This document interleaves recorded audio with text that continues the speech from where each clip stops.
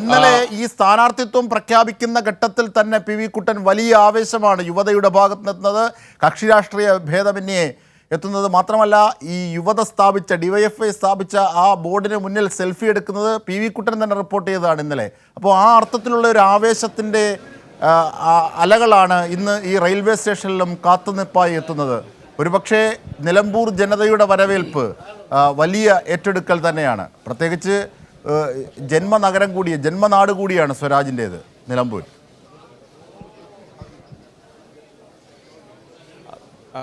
അജിംഷാദ് സ്ഥാനാർത്ഥി പ്രഖ്യാപനത്തിന് ശേഷം എം സ്വരാജ് ഇവിടേക്ക് എത്തുകയാണ്. ഇപ്പോൾ നമ്മുടെ എ വിജയരാഘവൻ, നമ്മുടെ CPM പോളിറ്റ് ബ്യൂറോ അംഗം, അദ്ദേഹം സ്ഥാനാർത്ഥി പ്രഖ്യാപനത്തിന് ശേഷം ആദ്യമായിട്ടാണ് നമ്മൾ കാണുന്നത്. അപ്പോൾ ഇവിടെ നിന്ന് തിരുവനന്തപുരത്തേക്ക് പോകുമ്പോൾ തന്നെ ഏറ്റവും മികച്ച സ്ഥാനാർത്ഥി വരുമെന്നാണ് എ വിജയരാഘവൻ കൈരളി ന്യൂസിനോട് പറഞ്ഞപ്പോൾ കേരളം കാത്തിരുന്ന ഏറ്റവും മികച്ച സ്ഥാനാർത്ഥി തന്നെ നിലമ്പൂരിലേക്ക് എത്തിയിരിക്കുകയാണ്.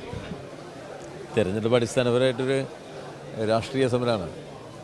കേരളത്തിൻ്റെ രാഷ്ട്രീയ ഗതിവിഗതികളിൽ ഏറ്റവും ശരിയായ നിലപാടെടുക്കുന്ന ഇടതുപക്ഷവും കേരളത്തിൻ്റെ എല്ലാ പുരോഗതിയെയും തടഞ്ഞ് സമൂഹത്തെ പ്രതിലോമവൽക്കരിക്കുന്ന UDF തമ്മിലുള്ളതാണ് പ്രധാന പോരാട്ടം. BJP ഇവിടെ കേരളത്തിൽ കടന്നു കയറാൻ ശ്രമിക്കുന്നുണ്ട്. അത്തരം രാഷ്ട്രീയ സന്ദർഭത്തിൽ ഈ ഒരു ഉപതെരഞ്ഞെടുപ്പ് വരുമ്പോൾ നമ്മുടെ ശരിയായ രാഷ്ട്രീയ നിലപാടുകളുടെ സ്വീകാര്യത വിപുലപ്പെടുത്തിയെടുക്കാൻ സാധിക്കണം. ആ നിലയിലാണ് നമ്മൾ ഒരു സ്ഥാനാർത്ഥിയെക്കുറിച്ച് അന്വേഷിക്കുമ്പോൾ ചർച്ച ചെയ്യുക. CPM ആ നിലയിൽ ഗൗരവമായിട്ട് തിരഞ്ഞെടുപ്പിനെടുത്തിരിക്കുന്നു. നമുക്ക് കേരളം എങ്ങനെ ചിന്തിക്കുന്നു എന്ന് നിലമ്പൂരിലെ ഈ തെരഞ്ഞെടുപ്പിൽ പൊതുവെ ബോധ്യപ്പെടാൻ പോവുകയാണ്. അത് ഇടതുപക്ഷത്തിന് കൂടുതൽ കരുത്ത് നൽകുന്നതാവും എന്ന് ഉറപ്പാക്കേണ്ടതാണ്. ആ നിലയിലുള്ള ഒരു സ്ഥാനാർത്ഥി നിർണയം നിലമ്പൂർ എല്ലാ നിലയിലും ഹൃദയപൂർവ്വം ഏറ്റുവാങ്ങിയിരിക്കുകയാണ്. മറ്റൊരു കാര്യം, നിലമ്പൂരിൽ നിന്നും രാഷ്ട്രീയം പഠിച്ച് ഇവിടെ വിദ്യാർത്ഥി പ്രസ്ഥാനത്തിലൂടെ കടന്നു വന്ന് സംസ്ഥാനം മുഴുവൻ അറിയപ്പെടുന്ന നേതാവായി സ്വരാജ് എത്തുമ്പോൾ ഇവിടുത്തെ യുവജനങ്ങളും പൊതുജനങ്ങളും ഒക്കെ വലിയ ആവേശത്തോടു കൂടിയാണ്. ഇന്നലെയൊക്കെ നമ്മൾ തത്സമയം ഇവിടെ ഈ നിലമ്പൂരിൽ നിന്ന് തന്നെ കണ്ടു 10,000 പങ്കെടുത്ത പ്രകടനങ്ങൾ ഓരോ ഗ്രാമങ്ങളിലും നടക്കുകയാണ്.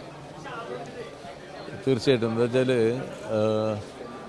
നിലമ്പൂരിൽ പൊതുവേ കമ്മ്യൂണിസ്റ്റ് പാർട്ടിക്ക് വലിയ സമര പൈതൃകമുള്ള ഒരു പ്രദേശമാണ്. തൊഴിലാളികളുടെ ഏറ്റവും ശക്തമായ സമരങ്ങൾ, ഭൂമിക്ക് വേണ്ടിയുള്ള കൃഷിക്കാരൻ്റെ പ്രക്ഷോഭം, ആ സമരത്തിൽ നിന്നാണ് നിലമ്പൂരിലെ കമ്മ്യൂണിസ്റ്റ് പാർട്ടി രൂപപ്പെട്ടു വന്നിട്ടുള്ളത്. അതിൽ ഭൂമിക്ക് വേണ്ടിയുള്ള പ്രക്ഷോഭത്തിൽ ആയിരക്കണക്കിന് കർഷകർക്ക് സമരം ചെയ്തും പടവെട്ടിയും ഭൂമി പിടിച്ചെടുത്തും കമ്മ്യൂണിസ്റ്റുകാർ കുഞ്ഞാലിയുടെ നേതൃത്വത്തിൽ വിതരണം ചെയ്തിട്ടുള്ളൊരു സ്ഥലമാണ്. അങ്ങനെ ഇത്രയും വിപുലമായ കർഷക പ്രക്ഷോഭം നേരിട്ട് ജന്മിമാരോട് ഏറ്റുമുട്ടി നടന്ന മറ്റൊരു പ്രദേശം ഉണ്ടാവില്ല. കേരളത്തിന് അപൂർവമാണ്. ഇങ്ങനെ ഭൂമി പിടിച്ചെടുത്ത് വിതരണം ചെയ്യുക എന്നത് ഭൂപരിഷ്കരണ നിയമത്തിന് മുമ്പ് തന്നെ ആയിരക്കണക്കിന് മനുഷ്യർക്ക് ഇവിടെ കമ്മ്യൂണിസ്റ്റുകാർ സമരം ചെയ്ത് തരിശ് ആയിട്ട് കിടക്കുന്ന സ്ഥലങ്ങൾ, മിച്ച ഭൂമികൾ, മലഭൂമികൾ, ഇതൊക്കെ നിലമ്പൂരിലെ രാജാവിൻ്റെ ഭൂമി പിടിച്ചെടുത്ത് പാവങ്ങൾക്ക്, ഭൂരഹിതർക്ക് വിതരണം ചെയ്തുകൊണ്ടുള്ള ആ സമരപ്രക്ഷോഭം ഉണ്ടാക്കിയൊരു വലിയ ബഹുജന പിന്തുണയുണ്ട് കമ്മ്യൂണിസ്റ്റ് പാർട്ടി. അതോടൊപ്പം തന്നെ ഈ നമ്മുടെ സൂം കൃഷിൻ്റെ അടുത്ത് മറ്റേ ഓരോ വർഷം കഴിയുമ്പോഴും കൃഷിഭൂമിയിൽ നിന്ന് കൃഷിക്കാരെ ഒഴിവാക്കുന്ന സമ്പ്രദായം നിലവിലുണ്ടായി. അപ്പോൾ ഭൂമി കൃഷിക്ക് വേണ്ടി ഉപയുക്തമാക്കുക, ഒരു വർഷം കൃഷി ചെയ്യുക, പിന്നീട് അത് ജന്മിക്ക് കൊടുക്കുക. അങ്ങനത്തെ നൂറുകണക്കിന് ഏക്കർ സ്ഥലങ്ങൾ നിലമ്പൂരിലാണ്. ആ സ്ഥലങ്ങൾ നമ്മൾ കൃഷിക്കാരൻ്റെതാക്കി മാറ്റിയ പ്രക്ഷോഭം നടത്തി.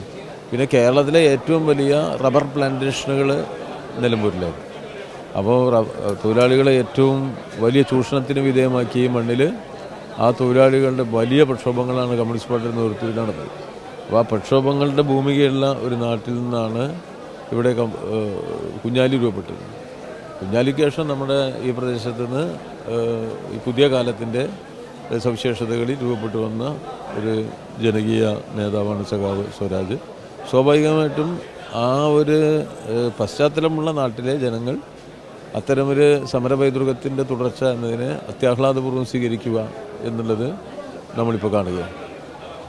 അപ്പോൾ അജിംഷാദ്, നിലമ്പൂരിൻ്റെ എങ്ങനെയാണ് നിലമ്പൂർ ചുവന്നതെന്നും നിലമ്പൂരിൻ്റെ രാഷ്ട്രീയം എന്താണെന്നുള്ള വളരെ വിശദമായൊരു വിവരണമാണിപ്പോൾ CPM-ന്റെ മുതിർന്ന നേതാവ് കൂടിയായ ഈ മണ്ഡലത്തിൻ്റെ ചുമതലയുമായി നേരത്തെ തന്നെ ഇവിടെയുള്ള എ വിജയരാഘവൻ നടത്തിയിരിക്കുന്നത്.